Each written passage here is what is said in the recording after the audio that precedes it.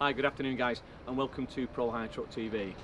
On today's episode we're going to look at the Jaguar I-Pace EV400S. We're going to compare this with one of our recent videos, which was the Tesla, of course, and see how the benefits and the differences are between the two vehicles. So let's get on with this and give it a run and see how we go.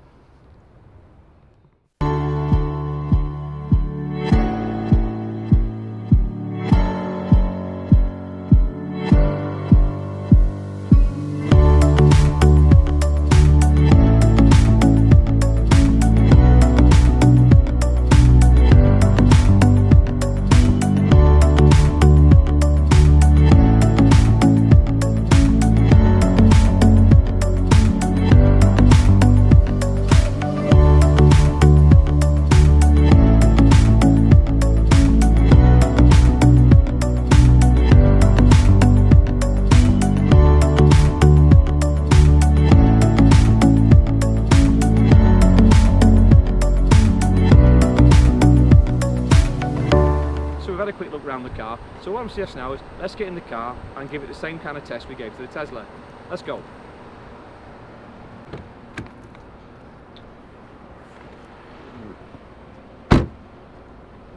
So here we are, so let's get ourselves belted in and we'll see how this works. Again, as usual, as you might come to expect now, most of the time I just get in these things and we push the buttons and see how we go on, because that's the way we roll here at Truck TV. So let's find a button, push that. Right, things are lighting up. Let's have a look what we've got. Fairly simple inside the cockpit here. It's very reminiscent of the standard Jaguar. Nice cockpit, no frills, very similar to what you would see in the normal car. Like it a lot. It's certainly not as techy as the Tesla was. But let's put this into drive, which is should take away the problems I normally have with the handbrake. Yes, it does. Put the glasses on so we have a chance of seeing where we're going and see what happens. Now this car, again, very silent and ooh, very quick too. Very quick too. Not as quick as the Tesla, but not far away. And with a 0 to 60 of 4.5 seconds, it certainly does that and feels that. It sits up really well. Steering, the way the car drives and turns, very different to the Tesla. I have to say, very different, and actually like it a lot. Very quick, very quick. Yeah, it's a super quick car. Very quiet, as we've now, as you know, come to expect from our electric vehicles. But this particular one, you wouldn't necessarily know that you were in an electric car. It drives, fantastic. Like it's very holds well to the road, and again, we're back to my feeling extremely smug driving a clean vehicle like this. It is really an immense piece of kit. So what we're going to do really is take this car on a small road trip to Kiel services and try the same thing we did with the Tesla. Now we're leaving here with a range in the vehicle of 101 miles. So running on the same speed and distance as we did with the Tesla. And we see. I want to really get a feel for how both of these cars match up on that short journey. I know it's not a really long test, but we'll do more of these as we go further into our editions on Prohire Truck TV. Now, the key for this, for me, is understanding electricity and how these vehicles operate in the normal circumstances on the roads today. As we all know, we like to give them a good test to see how much power we can actually use on these vehicles and try and report back honestly on what we find. Now on this vehicle it has 90 kilowatt hour batteries and a WLTP cycle of it says 295 miles. Now we've had the car for a couple of weeks I think now, operated by, in this instance, the same guy who had the red Tesla, not me, I hasten to add. So these are people who have a rather lighter right foot than I possess. Now, he tells me, when I asked him early on today, before we come out with this, that although it says 290, 295. He's experiencing ranges of around 200 miles, which is kind of strange, really, don't you think? But we'll see. So but he does say, unlike the Tesla, when it says it's 50 miles you're travelling, it tends to measure 50 miles. And when he talks about the Tesla, you know, quite often it's a 50-mile journey that uses 80 miles of electric. So there is maybe some trade-off and some balance there to be had. But we'll see how we go on. So we'll carry on a little bit further down the road, and we'll come back again in a few minutes. Okay. So we are pulling now down onto the junction of the EV400, and I have to say, if you put your foot down, this car is much quicker than what it states. You know, it says 4.5 seconds to 60. This is much quicker than that, but it seems to do it in a way that you feel much safer, much more like the four-wheel drive Jaguar or the Discoveries that you become used to, and I think that's pretty smart. You know, key for me is range, and 200 miles just isn't enough. I suffer from range anxiety as it is, and when you look at the Tesla, he's giving you 300 miles. This car simply won't be more than 200 miles. I mean, it's showing me on the dial here now, it's 49 kilowatt hours per 100 miles. So again, 90 kilowatts per 200 miles. That's kind of what it's doing, and the Tesla's giving a much bigger return on that, so at least 30% more, if not more than that. And I think that's key for this. But if you look at, we go on touch the charging piece as well, which I think is important to everyone. If you put this into a 3-pin plug, it's going to take you 21 hours to charge it, which is kind of insane, really. Of course, 7 kilowatt charger, you divide about 6 or 7 hours. Supercharger, which we're going to try, you know, you should be able to push in at 50 kilowatts an hour, or even more, but certainly 50 kilowatts an hour should be enough. So from flat, it's still at, you know, 80 minutes or so for a fully charged vehicle, but 45 minutes gives you another 120 miles. And I guess the piece for me is 30 minutes on a service is kind of enough, really. You know, I don't want to be spending more than 30 minutes on the services. Now, when we did the direct comparison with all the little gadgetry and things from the Tesla, you know, it became apparent that it is very techy, and as I said, it's a tech company car manufacturer. This conversely is the complete opposite. This is a car manufacturing company that's gone tech, and you can tell. I mean, if I'm being a bit blunt with this, what we should be having is the Tesla spec in this car, and you would then, with my money, have an amazing piece of equipment. But that being said, they're both brilliant in their own ways. This doesn't have the ability to see things around it. It doesn't have the ability to watch cars coming up the inside lane, the outside lane, but that's what it has mirrors for. You know, we have eyes, we have mirrors, we should be able to use them.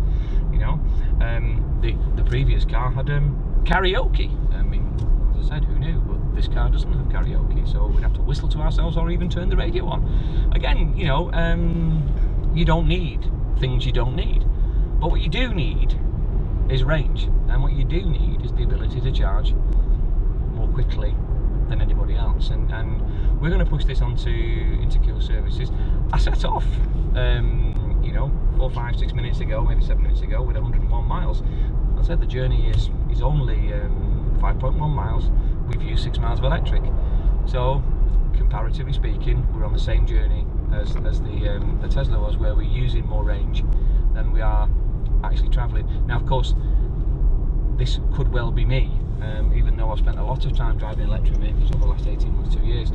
You know, I tend never to be able to get anywhere close to the ranges that people tell me they can get, but I guess that says more about my driving style than it does about the vehicle itself. So we're coming down the motorway, and one of the reasons I didn't really show too much of the motorway, because there was nothing much to show. It's a fairly standard vehicle. The last thing you want to see is me indicating coming in and out. The interesting bit about this was, again, the range piece for me, and we left Prohire headquarters at 101 miles, and the journey's 5.1. We're at 89 miles, and I've got half a mile to go to Kiel Services. So it's 11, 12 miles of range used on a 5 mile journey. It worries me, and I still have to say that you know, the charging element and the connectivity when you are going on lengthy journeys still worries me. And I know you plan things in and you stop for a break at, you know, a couple of 100 miles or so, which is fine, but it's how long you're going to need to stay at the services to be able to restore the power to your vehicle. So we're going to try and pull in here now and have a look at what that looks like. Now it's down to 88 miles, so of course it's 13 miles of used power, and we'll see what that looks like. So we've arrived here at Kiel Services and we've come across something very interesting. Now, I was told by all the people that I know, which are not many of course, but that I could charge this on the services on a Tesla supercharger if I could find one. Now, I've come to Kiel Services and as we found out last time, there were a number of charging facilities that were open and available, which is great.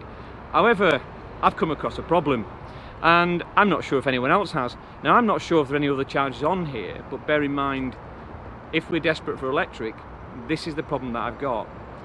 So I'm going to show you. So we pull up and we look at charging the vehicle, and of course, as you would do, you pull out your flap, go for the power charging point and pull off your electric point. Now, of course, these are set up for Tesla only, so you would not be able to charge your car if you didn't have a Tesla. Now, that could be a particular problem if you've no power left. Now, we're going to look around and see if there's anything else on the service here that we can charge the vehicle, but if we haven't, then, you know, this makes this kind of journey fairly redundant. So that was a kind of a bit of a shock for me. However, you know, I guess to a certain degree it means I have to plan my journey more carefully in future. But it's a word of warning really. I mean, and I guess this doesn't ease my range anxiety, which I guess most people suffer from. But I think the key for this is clearly there are charging points up and down the motorways. I drove round Kiel there and tried to find a different way to charge my vehicle. The point of this, of course, is if like me, I hadn't planned the journey, and which I didn't clearly. I assumed from what I was told I could use the chargers, and I was out of charge, I would have a serious problem. So I think those people who are early adopters are preparing to use electric vehicles to go reasonable journeys on the motorway, and wherever they are going, need to be really clear that they have an ability to charge a vehicle wherever they're going. Because, you know, clearly I've got 85 miles at this point left, and I'm about 7 miles into this now 10-mile round trip. But it could be rather more critical if I was getting down to the last 20 miles or so, or even worse than that, and found I was unable to charge, even though I expected to charge. So it's word to the wise, really, word to the wise. So one of the things that I'd like to say as well, I mean, considering the things we've spoken about with the car, the charging and so forth and so on, is really how well this car drives, and it has got to be one of the better driving cars that you would see in the electric format, without a shadow of a doubt, and that's because of its pedigree and the way it's been designed, where it's come from. I have to say though, really more worryingly, or a similar worry to the Tesla, is I'm at 68 miles. You know, I left at 101.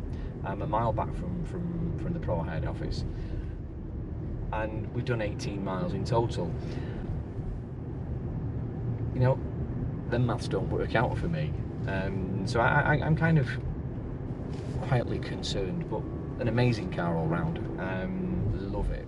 With a better battery technology, this would be the car to go for. You know, without a shadow of a doubt, it would be an amazing piece of kit to drive. The technology is superb, but battery technology is better than this. You know, 200 miles is not enough for a car of this cost, and this capital cost is huge. You'd expect much more than that. But we're going to be looking at other vehicles as well. Very soon we'll be looking at the ID3 as it becomes available properly, as well as many other things. And you know, next up, I think we've got the Nissan EV400, electric, we'll be able to look at that as well. So please, if you like what we do, please subscribe. Like our videos if you can, that would be really great. And it's been great again, as always, to finish on an edition of something that you hopefully you find interesting. As always, all of the technical and specification details embedded in our website, the Prohire website. All the vehicles we show, everything we do, are available from us. So please, tune in again soon and safe travels.